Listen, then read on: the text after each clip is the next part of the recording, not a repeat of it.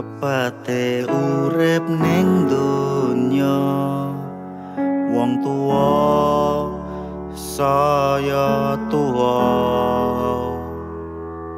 ditinggal lunga pas mulih wis ra iso maca nonton TV mek swara biyen sekolah terke numpak jengki esemu kesebar kabeh ning bumi pas netromu isih padang jinglang ra tau leren golek sandang pangan.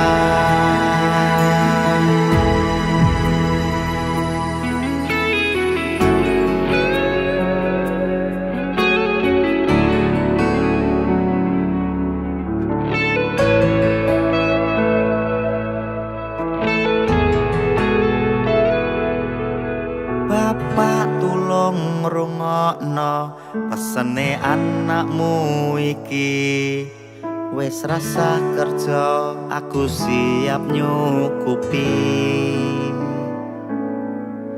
golek senengmu nikmatono tuamu tulung warisono welas asihmu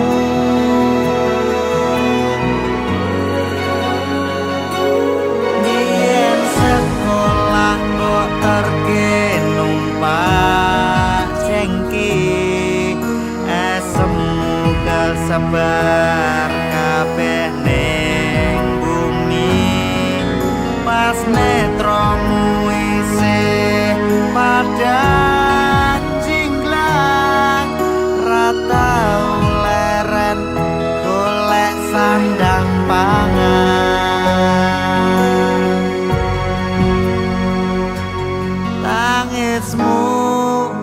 Nalika mak lunga kerasa tandha rasa setyamu awet tekan tuwa fisikmu ning emak nalika ikhlasno netes alungmu geranta-ranta.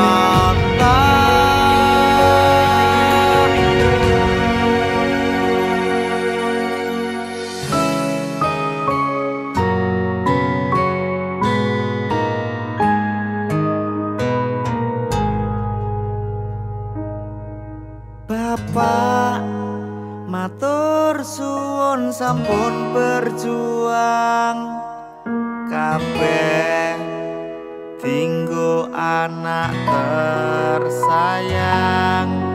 Bapak matur suwun sampun nyukupi lan dadi cagak keluarga niki.